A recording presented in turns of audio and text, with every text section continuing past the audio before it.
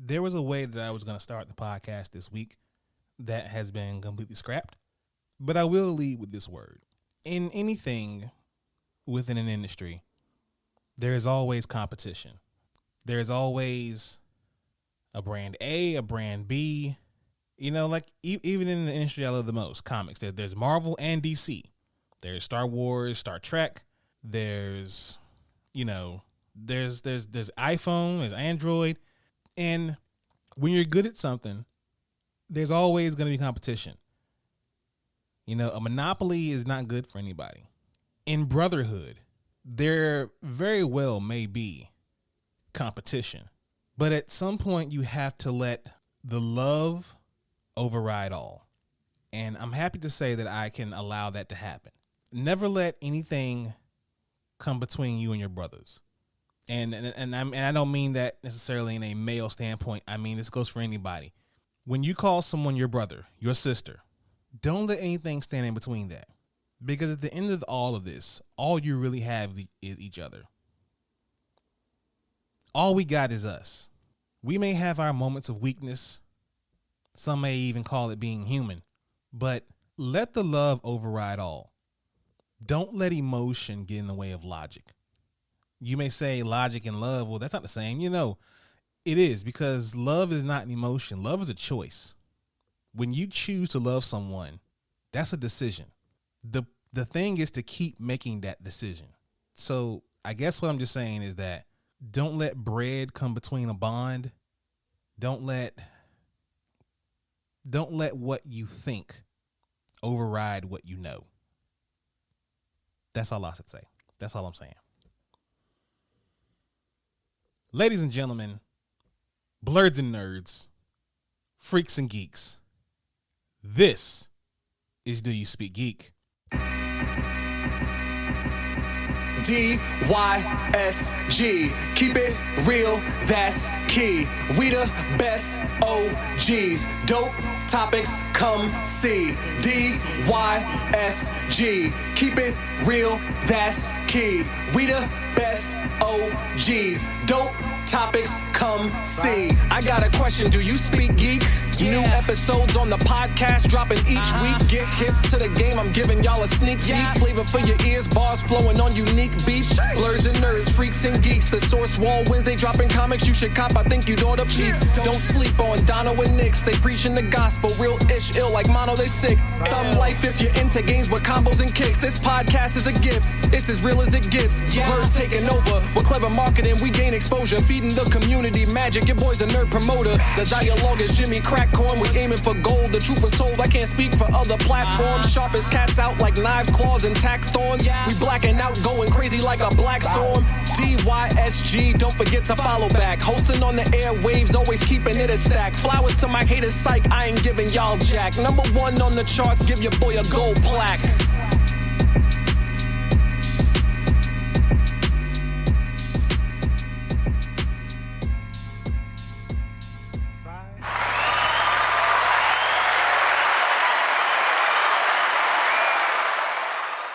Hey, what's going on, y'all? It's your boy Nix back again in the building. Thank y'all for checking in. Thank y'all for tuning in. Once again, we are back. This is episode 143. 143, love. I'm going to be talking about a lot of things I love in this podcast. If you know, you know. Shout out to all the subscribers, all the followers, the fam, the friends, everybody who has been rocking with us thus far. But if you are new here, welcome to Do You Speak Geek? This is the podcast where we bring you all the latest and greatest inside the geek realm. Shout out to Spreaker. That's the home team. But wherever you get your podcast, please be sure to subscribe to Do You Speak Geek. DoYouSpeakGeek.com is coming back soon. Yes, y'all. I'm bringing the website back. It's gonna be nice and brand new. It's gonna be shiny.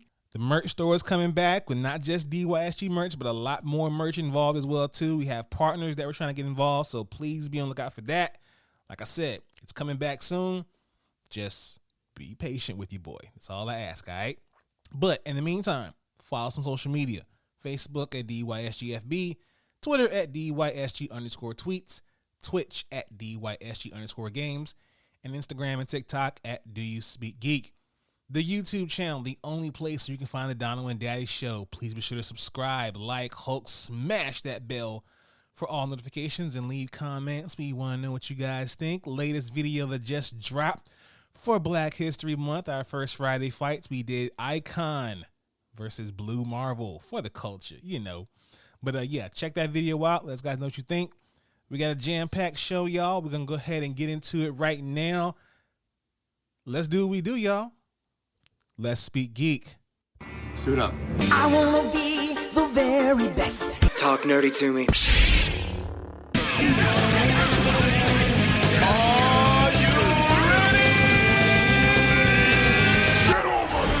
Okay, we got those reviews coming at you at rapid fire.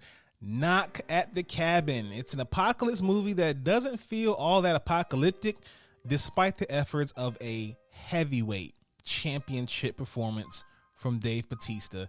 It was amazing, but yeah, could have been better. You People, Netflix's hilarious culture clash romantic comedy that becomes gut-bushingly funny whenever Eddie Murphy's on screen. I mean, come on, Eddie Murphy, what can you expect? But yeah, very good movie. Check that out, y'all. Shotgun Wedding, a not so very good movie from Jennifer Lopez and Josh Duhamel. They try their best with an interesting premise that's squandered by script with hardly any laughs, gratuitous violence, and an unconvincing action. I mean, it's another movie with J-Lo being a bride, getting married. I mean, I'm not sure what her thing is about being married, but hey, here we are. My Dad, the Bounty Hunter, Season 1. Though somewhat formulaic, My Dad, the Bounty Hunter is a fun and all-around engaging show for the whole family. It's really good. I liked it. It was pretty dope. And last we have Hi-Fi Rush.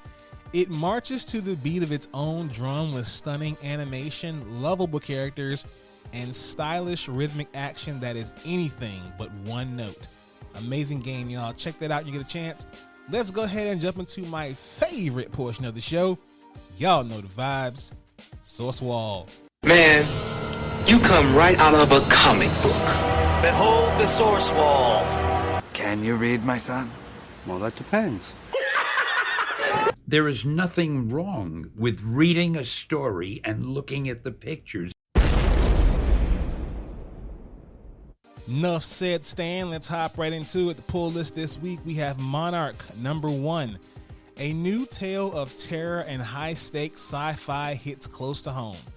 Growing up in the city of Compton is tough enough as it is, but as Trayvon has learned all too well, growing up as an orphan in the city of Compton with gang members hunting you down every day is even tougher. But all of that is about to change because today is the day that aliens make first contact with Earth, and it only spells doom for life as we know it. Death, devastation, and mayhem. Can a single teenage boy rise to the challenge and protect his surrogate family and friends, or will he die trying?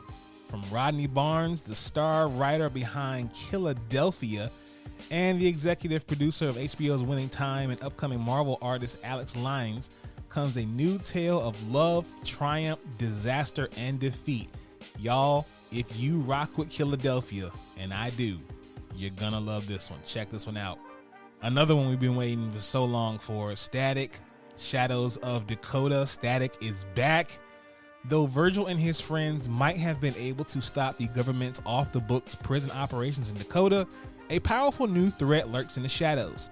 The mysterious Ebon is cutting a bloody swath through the underworld on a single-minded quest to find his brother. Against the backdrop of exploding violence, innocent people are finding themselves in the crossfire. The breakout creative team of Nicholas Draper-Ivey, DYSG award winner, and Vita Ayala have returned to make Static's life and Dakota City very complicated indeed. You've never felt shocks like these. Ooh, I can't wait for this book. God, oh my God, I can't wait. This is gonna be, I can't wait. It's gonna be fire. Bishop, College War number 1. The X-Men like you've never seen them before. Well, that's because they're gonna be black. Anyway, Krakoa is an island paradise, and it's a vulnerable one, but not with Lucas Bishop on the case. Armor, Surge, Camlog, Aura Charles, Amass. These are his students. Their course objective: get strong, defend the island, keep mutant kind safe. Their first lesson, how to fail. And they'll do it in spectacular Marvel fashion. What does any of that have to do with an all-black X-Men team? What even is this book? Well, guess you'll have to read it, true believer. Celebrated TV writer John Holtzman joins forces with artist Sean Damian Hill for a blockbuster brawl with the fate of all Krakoa at stake. Yeah, let's get it, y'all. I'm with this one. Let's go. And finally, we have Storm and the Brotherhood of Mutants #1, The New Brotherhood. Mars has been destroyed, and now Storm wants revenge. Ooh boy. To get it, the New Brotherhood of Akako will battle their way through hell to seek the greatest secret of the Sinister Age. But are they fighting to save the world or end it? And who is the new mutant hero called Ironfire? Oh my God, I guess we'll have to see. Be sure to check those out and many more this week at your local comic book store. Let's watch this. Watch this, y'all. Thunder!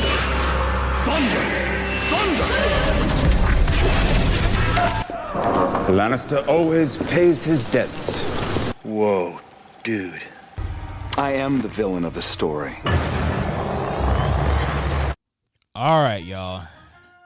This one was an amazing story break this week, and y'all knew I was going to talk about it.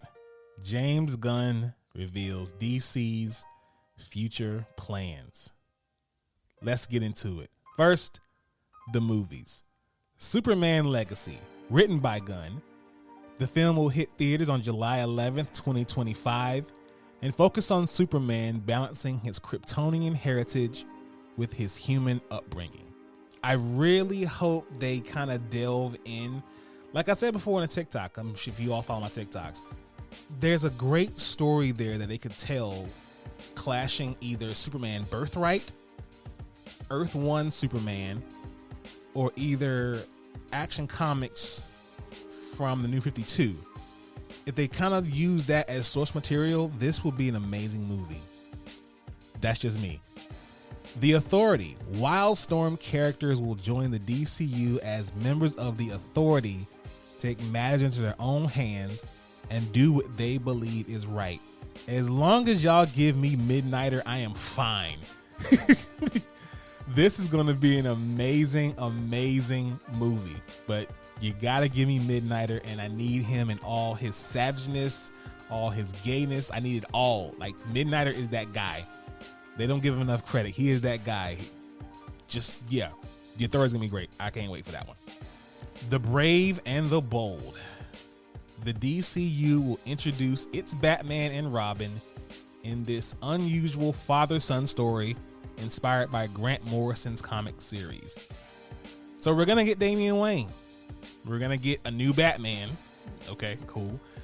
But the fact that there are going to be other members of the Bat family in this, y'all, we're going to get Nightwing on the big screen finally. We're good.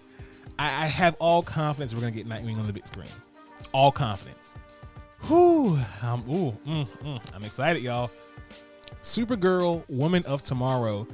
This science fiction adventure, which will be based on Tom King's amazing award-winning recent comic stories, presents a Supergirl viewers are not used to seeing. Now, this was a great story they did. I actually enjoyed reading this one. Yeah, this Supergirl version is going to be dope. And I'm just looking forward to everything, man. It's so dope. But the last one, Swamp Thing. The film will investigate the dark origins of the character. And it's rumored that the director from Logan is being tapped to do this one. Come on now. Like, what? Anyway, so here are the series that we're looking to do on HBO Max. Creature Commandos, a 7-episode animated show in which Amanda Waller creates a black ops team out of monstrous prisoners. Gunn wrote all the episodes of the first season. Yeah, this one's gonna be fire. I remember when they tried to revamp this in the New 52 with Frankenstein being the leader. If they take that sort of role with it, this is gonna be amazing. Waller, Y'all, Waller, starring my auntie, Viola Davis. The series features Teen Peacemaker and will be written by Crystal Henry from Watchmen and Jeremy Carver from Supernatural. Viola gon' flex, and I can't wait. This is one Dono is excited about, as I assume many others are. Booster Gold. He's using basic technology from the future to pretend to be a superhero in the present day. That's his story. Now, if it's me, you're asking, because it's my podcast, so you are asking me, I would get Miz. I would get the Miz from WWE to play Booster Gold. I just think that's a perfect fit. What do y'all think? Lanterns. Oh my God. Lanterns? This enormous TV series will follow intergalactic cops Jon Stewart and Hal Jordan as they uncover a dark mystery. Hopefully that dark mystery is Parallax, but we will see. But y'all, I'm so excited for this one. And it's also said that there will be other lanterns in the show as well. Hopefully Kyle Rayner gets his due on screen finally. But yeah, hype for this one as well. And last we have Paradise Lost. It's set in Themyscira, home of the Amazons and birthplace of Wonder Woman. This drama focuses on the genesis and political intrigue of an island of all women. Now, of course, hopefully they touch all tribes of Themyscira and the Amazon island. If you don't give me Nubia, keep it. I'm just saying. If I can't get Nubia, keep it. As to how the current DC projects will weave into Gunn and Safran's new plans, the executives say that The Flash, which is scheduled to release on June 16th of this year, despite controversies surrounding Ezra Miller, it will serve as a big reset. I mean, we kind of already knew this anyway. This Flash movie is based on Flashpoint, and as we all know, Flashpoint was the reset button to kick off the New 52, so I think this should do the same. So yeah.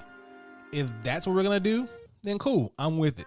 But y'all, aren't you excited for the DC franchise finally getting James Gunn? I salute you. I applaud you, sir. Thank you. You're giving this fan some hope. Anyway. All right. Moving on, Netflix unveils plans to prevent password sharing. Now, here are these confusing. This just sounds confusing for the hell of it. So, as reported by G-Hacks, the streaming service has detailed how it aims to crack down on account sharing in an updated FAQ. The information varies between countries, but it looks like the company will be paying careful attention to the devices used to log in to the accounts from now on. The FAQ page for the US and the UK subscribers currently highlight that devices may require verification if they are not associated with the Netflix household, or they attempt to access an account outside the primary subscriber's location for an extended period of time. The FAQ page for countries where Netflix tested extra membership fees for account sharing have tweaked the rules. The Costa Rican Help Center says that device must connect to a Wi-Fi at a primary location and watch Netflix on at least once every 31 days. The company will use information such as IP addresses, device IDs, and account activity to determine whether a device signed into an account is connected to the primary location. A device may be blocked from watching Netflix if it's deemed to fall outside of the household. As further set out for the guidelines, if you are the primary account owner and you find yourself traveling between locations, you can request a temporary code to access Netflix for 7 consecutive days. Alternatively, you can update your primary location if it has changed. Yeah, okay. So let's unpack this for a second. So you're going to use IP addresses, probably even MAC addresses. You're going to have location tracking and request codes if you use your account outside Netflix. You may very well be the most popular, the most thriving streaming service in the world, but you are slowly, and by slowly I mean rapidly, declining. All I gotta say is, pirates, where are you? Because we need your help. That's all I'm going to say. All right. In other news, Hulu, a better service at this point, has announced the return of King of the Hill officially. Now, the Hulu has ordered officially a King of the Hill reboot series from original co-creators Mike Judd and Greg Daniels. Hulu's new King of the Hill revival will come from 20th Television Animation, and Saladin Patterson will serve as showrunner and executive producer. Judd and Daniels, alongside Michael Rottenberg, Howard Klein, and Dustin Davis, will also take on the executive roles. Fans of the original will be happy to know the series will bring back many of the beloved voice actors who brought the character to life from 1997 to 2010, including Mike Judd, Kathy Najimy, Stephen Root, Pamela Alden, Johnny Hardwick, and Lauren Tom. I'm good with this show. This is gonna be dope. I mean, we got Hank Hill, we got Peggy, we got Bobby. I'm good. As long as we got them, I'm straight. Boomhauer, I would love to have him back too, but yeah, we got the big three. Let's get it, man. I'm with this. So we have a fourth installment of Bad Boys on the way. Will Smith and Martin Lawrence have officially revealed that Bad Boys 4 is coming. Smith and Lawrence took to Instagram to share the news with the caption, "It's about that time." The video shows Smith heading to Lawrence's house to celebrate the announcement. The two show each other some love, and then Smith says it's official, Bad Boys for life. Then jokingly acknowledged that the third film was called Bad Boys for Life, and then they shouldn't have called it that for the fourth movie being on the way. Despite them saying it's called Bad Boys for Life, the film is currently untitled. However, Sony Pictures did share that Bad Boys for Life directors Ali El Arab and Bilal Falal will be back for this fourth entry, and that Chris Brimmer will be writing the script. Additionally, it was confirmed the film is currently under pre-production. Okay, awesome. Now, my predictions, my thoughts rather, I should say. 1, let this be the last one. And 2, I predicted the last time, and I'm predicting it again because I was wrong. But still, one of them needs to die, if not both of them. I know that's sad. I know that sucks for someone to think that, but for this to be like official final, either Marcus or Mike Lowry need to die. Who do you think it will be? That's just me. Star Wars Visions Volume 2 is coming. Disney and Lucasfilms have announced details for the second volume of the animated anthology series Star Wars Visions, which will premiere on Disney Plus on May 4th, aka Star Wars Day. Volume 2 will feature 9 animated shorts from 9 different studios from around the globe. So here are the studios and the episodes. So Sith is coming from Rodrigo Bias. Screecher's Run from Paul Young at Cartoon Saloon. In the Stars from Gabriel Osario from Punk Robot. I Am Your Mother from Magdalena Osinka from Artemis Studios. Journey to the Dark Head from Hyung Young Pak, Studio Mirror. The Spy Dancer, Julian Cheung from Studio La Cacheta. The Bandit of Golak, Ishan Sukala, 88 Pictures. Aua's Song from Nadia Darius and Daniel Clark from Triggerfish. And The Pit, Leandre Thompson and Justin Ridge from The Art Chateau / Lucasfilms. Star Wars Visions was great. I even enjoyed the one-shot comic from Marvel.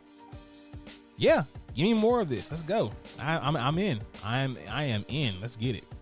In our last piece of news, y'all remember when I talked about Netflix doing a reality Squid Game show? So apparently that shit has gone completely off the rails. So Squid Game, Netflix's 2021 drama about a deadly competition for a massive cash prize, captured hearts and its critical stance on capitalism. Netflix is creating a reality spin-off called Squid Game The Challenge, and it seems that the filming conditions aren't far from the inhumane conditions presented in the original show, with several contestants speaking out about unsafe filming environments and claiming that the game is rigged. So Squid Game The Challenge features 456 participants competing for a massive $4.56 million prize. While the participants in the upcoming 10-episode series compete in children's games similar to those on the original show, Netflix has been careful to let viewers know that the worst fate is going home empty-handed. But based on multiple reports, conditions on the show have been difficult, to say the least. Gathered in a former air hangar near London for filming, unpaid participants in Squid Game's reality spinoff reportedly faced freezing temperatures and fatigue. They have been woken up as early as 3:30 a.m. and remain on set for up to 9 hours. Sheesh. Unable to move for long stretches of time due to the game where they were playing, according to Variety. At least 10 participants collapsed during the first day of filming, according to Rolling Stone. Medics were called to the set repeatedly, with one contestant even referring to the set as a war zone. Sheesh. What is going on with y'all, Netflix? Are y'all on this kind of time right now? I choose violence. I don't want peace. I want problems, always.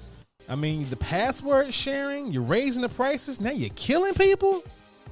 Netflix, what's good? I thought we were cool. Like, what is going on? Oh my God. I don't know if I'm gonna watch it. I mean, yeah, I'm gonna watch it just to see how crazy it is, but this is nuts, man.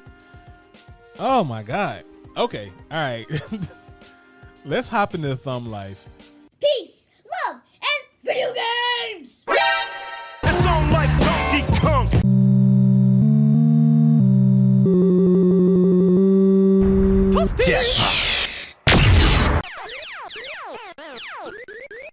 That man is playing Galaga.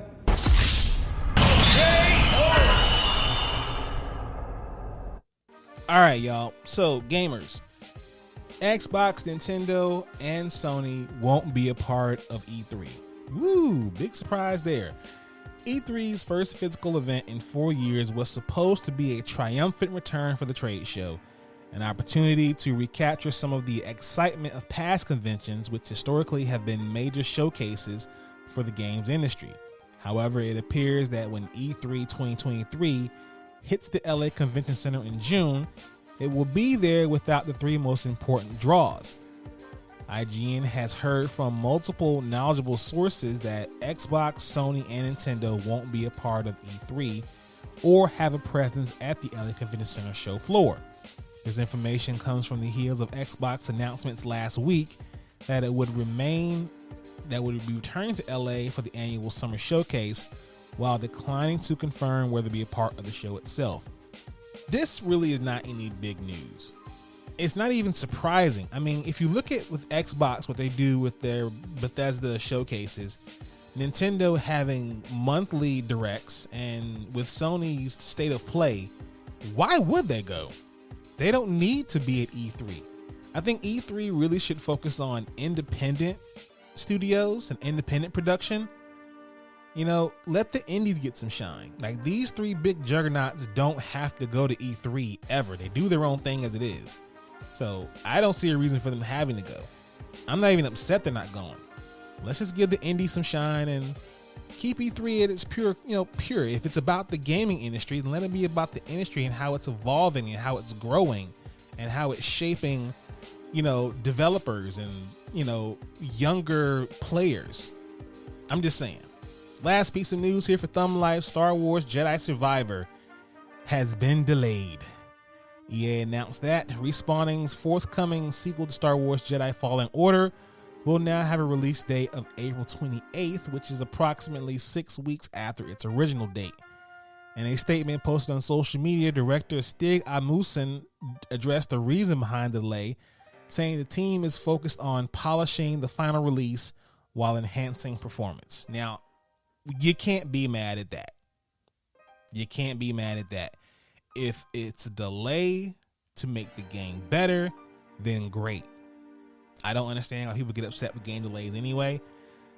I used to, but after, some maturation in my old age, I realized that most of the times if games are delayed, it's not for anything bad. They want to make sure the game is great. Otherwise, we're going to have a cyberpunk issue all over again. But yeah, this is fine. 6 weeks, no problem. I can wait. Do y'all thing, EA. Do y'all thing, Respawn. Just give us the best game possible. we here at DYSG understand completely. Now, let's speak technical for a moment. Technically speaking, your technological advancements 1.21 gigawatts. Have you tried turning it off and on again? All right, you nerds. You nerds. Samsung's Galaxy S23 event kicked off this past week. Let's talk about some of the biggest pieces of news and drops. Samsung's newest flagship, the Galaxy S23 Ultra, comes with a significant change on the inside as it features a new 200 megapixel camera sensor. Granted, this is not the first time Samsung has made a 200 megapixel sensors, but it's the first time that it has made its way onto the flagship smartphone. The Galaxy S23 will be available starting February 17th and offer 4 colors: Phantom Black, Cream, Green, and Lavender. However, Samsung notes that those that purchase directly from its website will also have access to Lime, Graphite, Sky Blue, and Red. I bet that Sky Blue will look good if it's more of a Carolina blue. I mean, that's just me. By the way, go Heels. Alongside a new Galaxy S flagship phone, the Samsung company also announced the Galaxy S23 Plus and the Galaxy S23, which share some similarities and enough differences to make the two stand out, obviously. Similarities include the same 12 megapixel ultra wide lens, also available on the Ultra, and a 10 megapixel telephoto lens, and the same 8 gigabyte of memory. The Galaxy S23 Plus and S23 will come in the same 4 colors as the Ultra, with additional colors being accessed for those purchasing directly through the Samsung website. And the S23 will start at $1,000, while the standard S23 will start at $799. Okay, big money, big money. Samsung also announced the Galaxy Book 3 series, which includes the Galaxy Book 3 Ultra, the Book 3 Pro, and the Book 3 Pro 360. Samsung touts that the Book 3 series is designed for those who need seamless multi-device connectivity and premium hardware to supercharge their productivity and creativity. Like the S23 series, the Galaxy Book 3 lineup will release on February 17th. The Galaxy Book 3 Ultra's price is at $2,399, while the Galaxy Book 3 Pro begins at $1,899 and the Pro 3 will be $1,499. Whew, boy, I gotta make a smartphone or something. This money right here, boy, come on. But they're amazing products. Go Android, even though I'm team iPhone. But go Android. I'm proud of y'all. Yeah, these are amazing products. All right, y'all. That is the pod. I hope you all have enjoyed yourselves. I'm going to go ahead and get out of here. Thank you all for listening. Please be sure to listen to this podcast. Subscribe to this podcast. Let your boy know what you think about this podcast. Follow us on social media: Facebook, Twitter, Instagram, Twitch, and TikTok. Check out the YouTube channel. Like, share, subscribe. As always, people, live to play to win to live. I speak geek. Do you speak geek?